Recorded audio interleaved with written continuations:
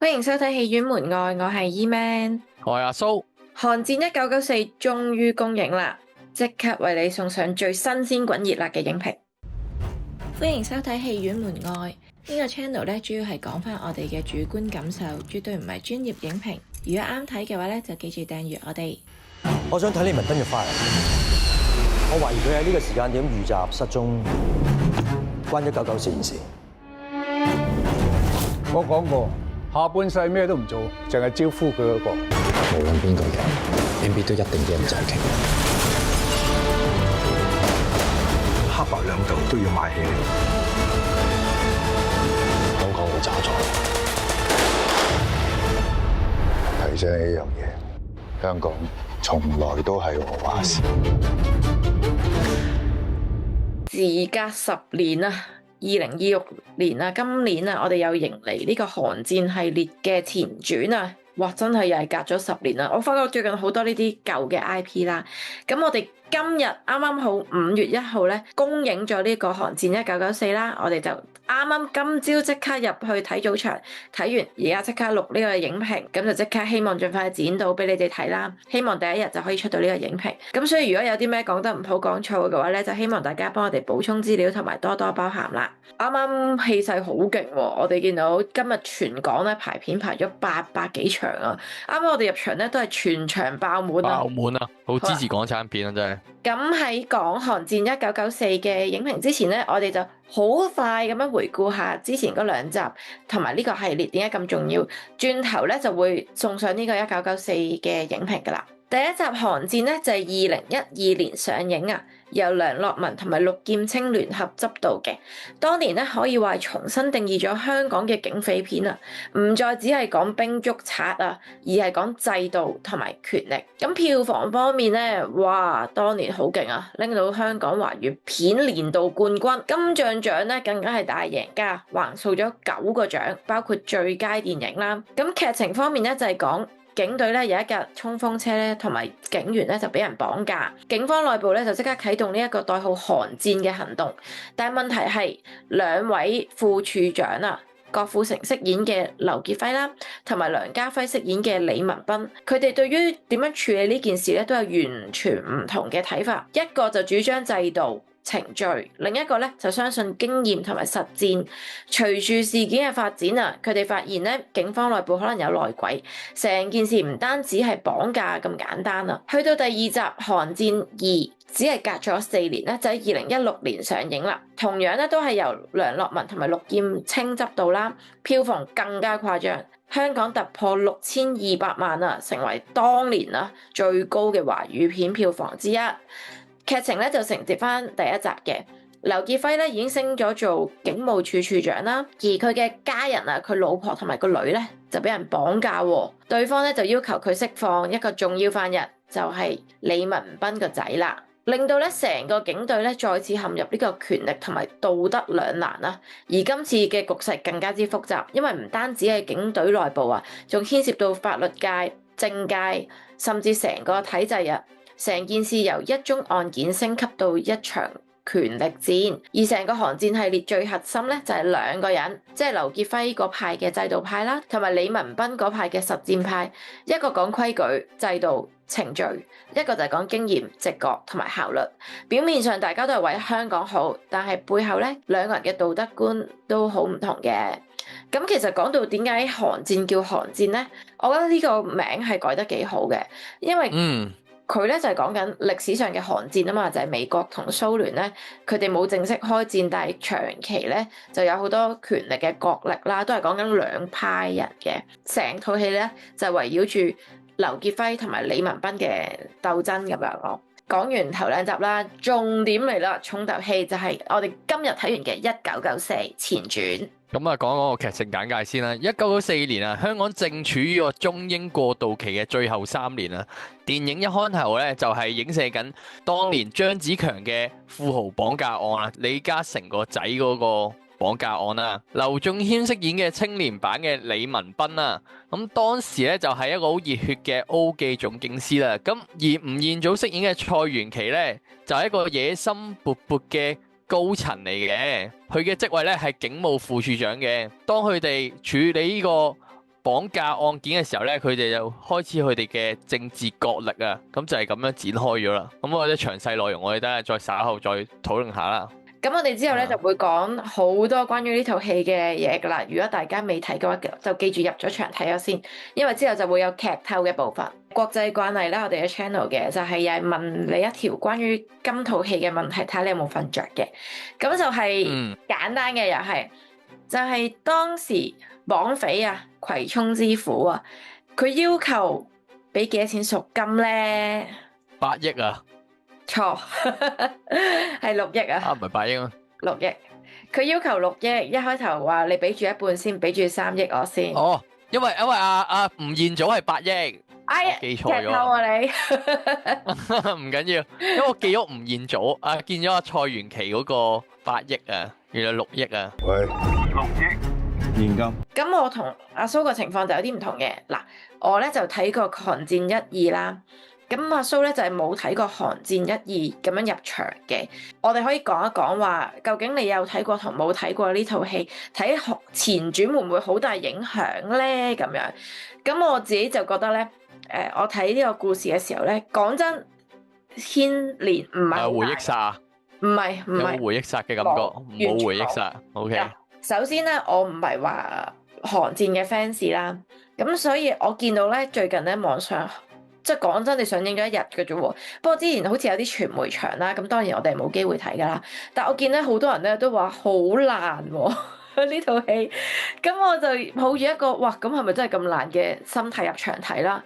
我又唔覺喎，講真，你覺得爛唔爛啊？同埋你覺得你有冇啲位唔明啊？如果冇睇《寒戰1、2》嘅話，即係我唔會知李文斌同埋阿蔡元琪係邊個咯？即係要睇呢套戲，我先會了解到佢係邊個咯。佢之後係發生咩事，我係唔知噶嘛。講真咧，成個劇情你話都清晰嘅，但係佢最尾有個伏線啊，擺到最後先講。當然啦，如果觀眾係睇完《寒戰1、2》入場咧，就會更加了解佢哋本身嘅關係嘅。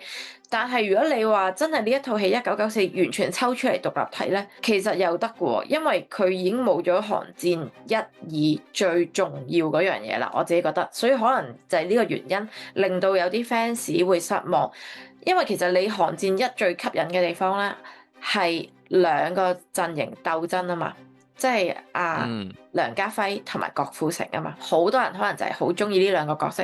即係講真，你冇睇過《寒戰》，你可能都會有睇過佢哋兩個鬧交搭嗌交咯，嗌交嗰啲 YouTube 片啊嘛，好似嗰段片咧係好經典嘅，即係大家你有你講，我有講，跟係咁講，即係你諗下睇下兩個影帝咁樣鬥嘴咧，如果你係為咗睇翻佢哋兩個入場咧，你一定會失望。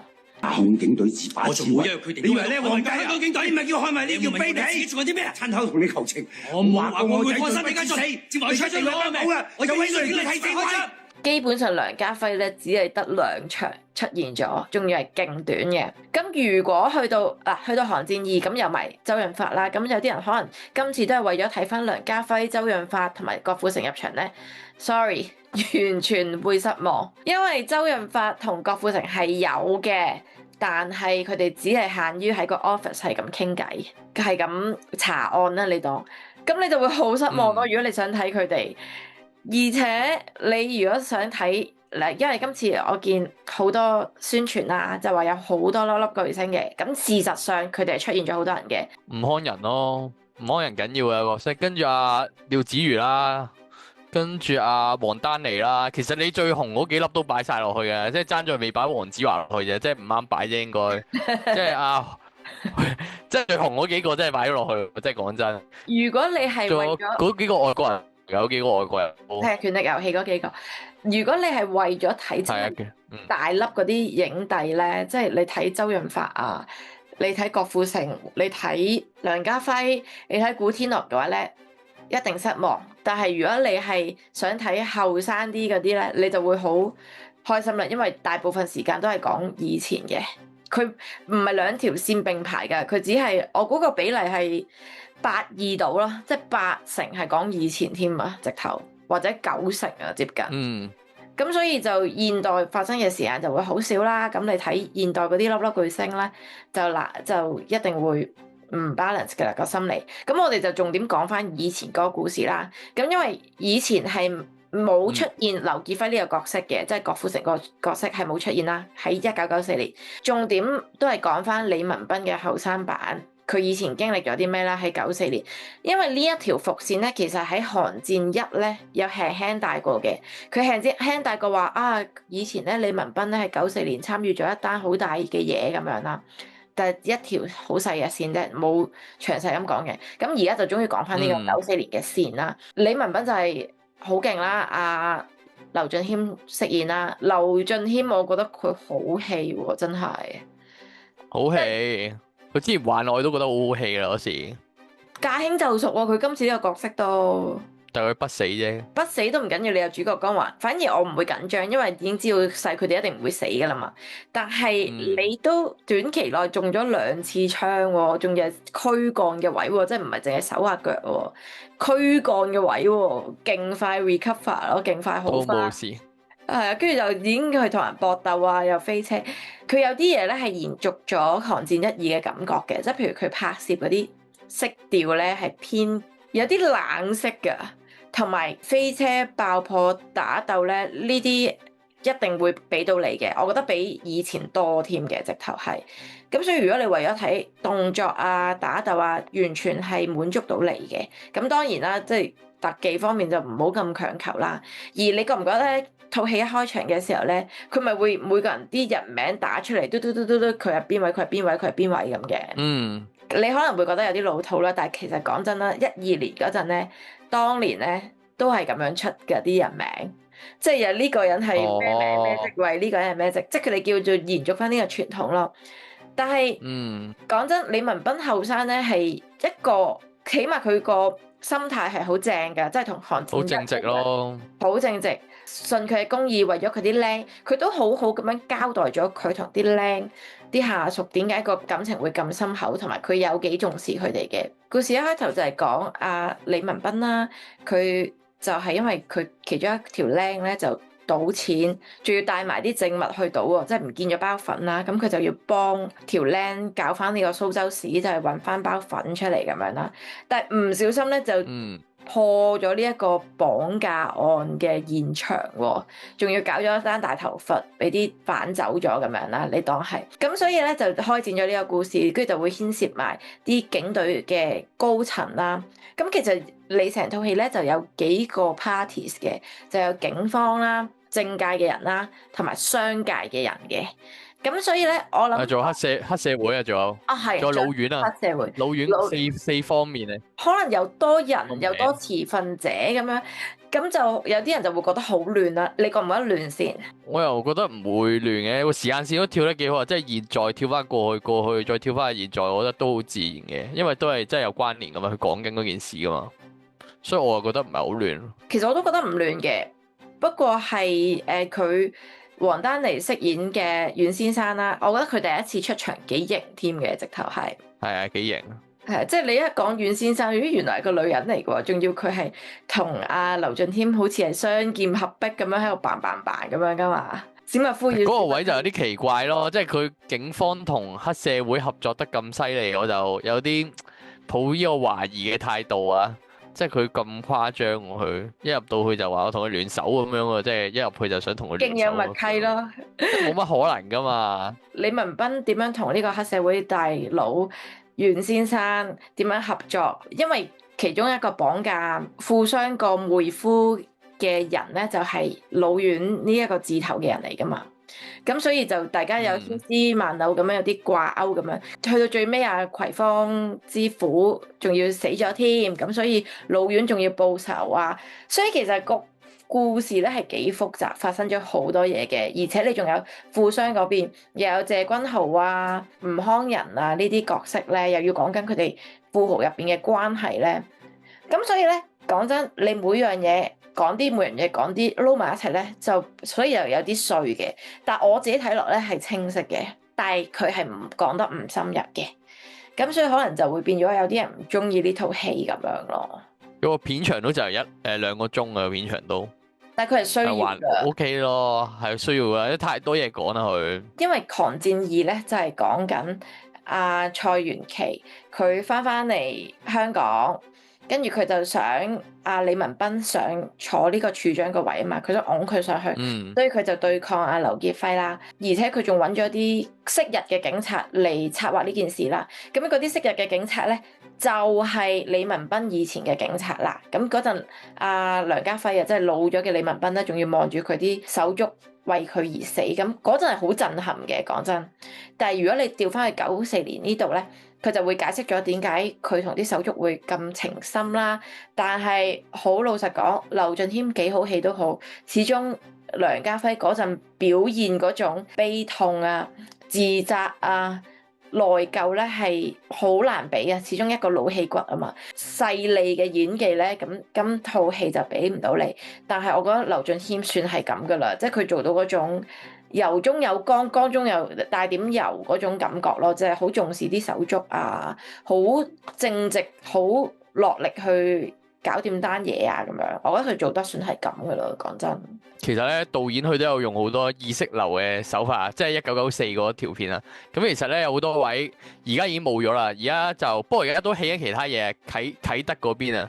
啟德機場啊，咁舊時嘅機場咧，其實就係啟德嘅，就係好耐啦。咁佢就成日都話咧，有人話喺個唐樓就會見到個啟德啲飛機有起飛啊嘛。其實嗰種震耳欲聾嗰種噪音啊，其實係暗示緊香港人對未來嘅集體焦慮咯。其實有少少係。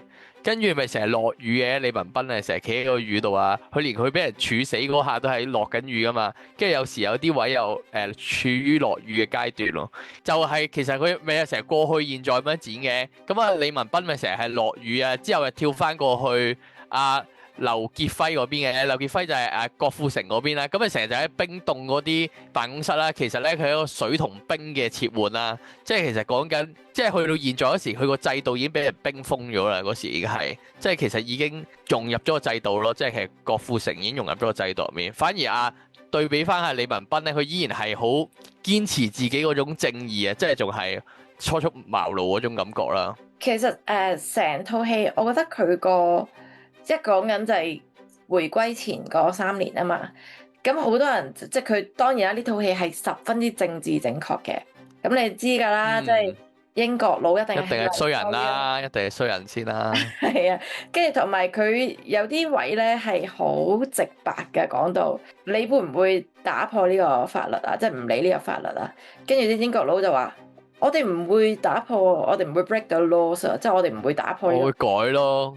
我哋寫㗎嘛，咁改係啊，所以可能我都明大家會好唔中意嘅，即係佢好直白啊講到，同埋好大家會明啦，即係入邊嘅外國人一定係衰咁樣㗎嘛，入邊嘅英國政府一定係會對香港一定係利用到最盡咁樣啊嘛，所以就好多寫到咁衰㗎啦，係啦，所以人哋唔中意睇呢啲戲，因為佢覺得同現實好抽離啊嘛，即係而家啲人點解咁唔中意睇警匪片，就係覺得好抽離嘅件事，即係睇唔到個事實啊嘛。係咯，所以我就會明佢一定係會咁樣寫咯，同埋會寫得好直白添呢啲位咁樣。咁就呢個就係亦都係呢套戲扣分嘅原因嘅，因為就係好角色定型啊，即係你一出到嚟就一定好共鳴啦。係啦，即係你好共鳴位咯。政府係控制埋當時嘅警察最高層啊，佢所有決策啊，佢做啲咩都要問過英國政府啊，跟住去到啲有錢佬話晒事，總之佢就寫到咁咯，即係有錢佬一定係衰人，